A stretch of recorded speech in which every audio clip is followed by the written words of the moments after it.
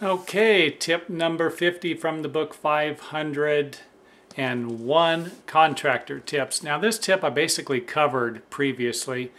Some of the tips I am going to be going over because they are important for each chapter. And this one, of course, is in staying in business. One before was on starting your business. And your goals are going to be a little different as your business evolves.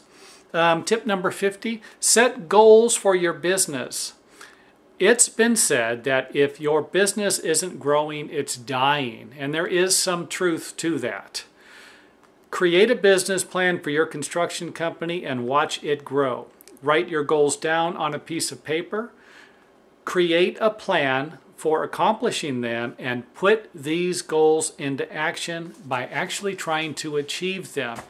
Now, when you're starting your business, you're going to be creating goals on, hey, do you have enough money? I'm going to need $5,000 before I can do my first job. You're going to be creating goals related to starting your business.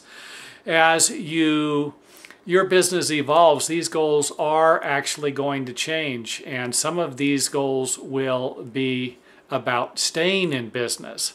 Maybe you're going to be going through some tough times and you could see it coming, and there's going to be some things you're going to need to prepare for in advance.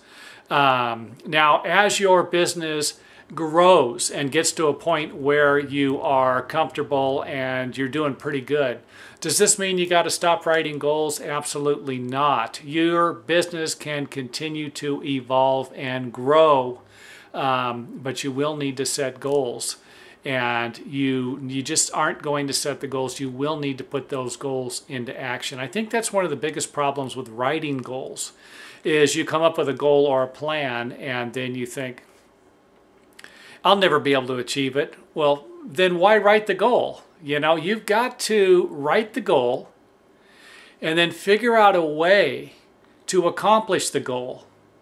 And then put that plan or those plans into action. Hey, I'd like to have $1 million in the bank by the end of the year, and it's November, and you've currently made $15,000. Okay, how are you going to accomplish this goal? There's a good chance you're not going to. Don't set ridiculous goals. Set goals that are achievable. And by this, I don't mean if you're making $50,000 a year, hey, next year I'd like to make $60,000. Okay, you might want to strive a little higher, get out of your comfort zone on that, maybe even shoot for doubling your income. That's not something that can't happen. This is something that is feasible.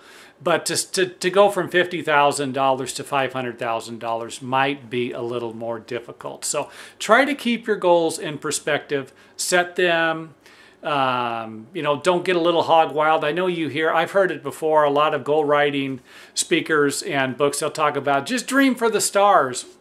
Shoot for the stars. Make them as ridiculous as you can. Well, that's fine. You can do that.